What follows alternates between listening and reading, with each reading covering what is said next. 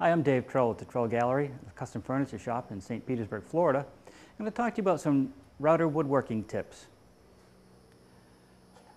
I like to start with something pretty simple, and that's the bits themselves. When you're purchasing a bit, you're really better off to buy what's called a carbide-tipped bit. All my bits are carbide-tipped. They stay sharper much longer, give you a cleaner cut, less burning. Steel bits, the old steel bits, actually are getting harder and harder to find, and that's a good thing. They cost a little bit less, and if you're working in hardwood, if you're working in oak or maple, you might get about a 3-foot cut in it before it dulls. Whereas with a good carbide bit, you can cut hundreds and hundreds of feet before it will dull. The next thing is shank size. Now the two bits I'm holding are the exact same profile. The difference is the size of the shank. I have a 1/4-inch shank and a 1/2-inch shank. Those are the two standard sizes of router bit shanks. I have the exact same profile. Why do I have it in two different shanks? The heavier the shank, the more stable the cut is going to be.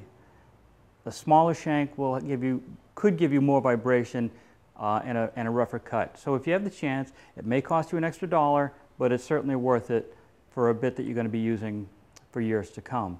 So always go with the heavier shank when you can. Another item that I find useful with when I'm setting up my router is a depth gauge. It's a really handy tool, fairly inexpensive, and it gives you the ability to set the depth of your cut to the height you need, and the legs will just stay on the router, and you can set this up for, I got pretty lucky there, it's almost exactly a 1/4 inch cut.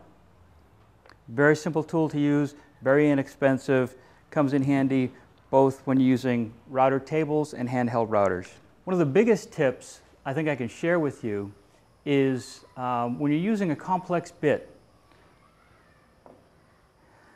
This is called a lock mitre bit.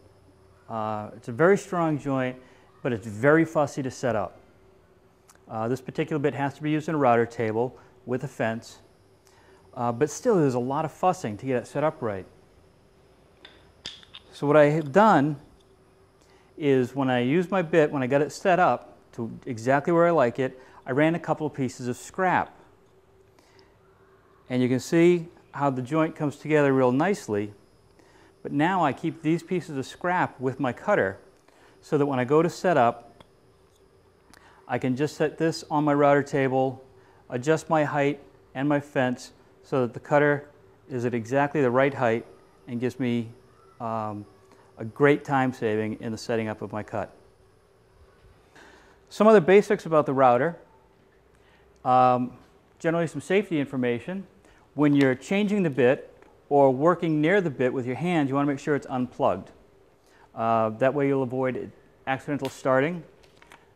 When you do go to plug your router in, I still hold on to my router so I have a good grip on it, just in case it had been turned on by mistake. If I plug it in and it's on and I'm not holding it, it's going to take off, causing damage. We don't want that. So you want to make sure you're holding on to your router as you start. Those are some router woodworking tips for you. I'm Dave Trull at the Trull Gallery, the fine art of furniture making.